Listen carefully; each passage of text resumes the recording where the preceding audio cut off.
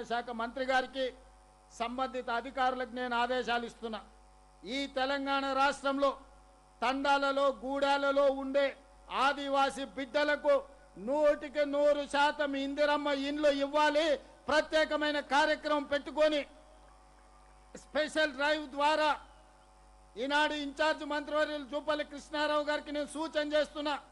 ఈ ఆదిలాబాద్ మొత్తం ఉమ్మడి జిల్లాలో 10 శాసనసభ నియోజకవర్గాలకు సంబంధించిన యువ శాసనసభ్యులు ఉన్నారు।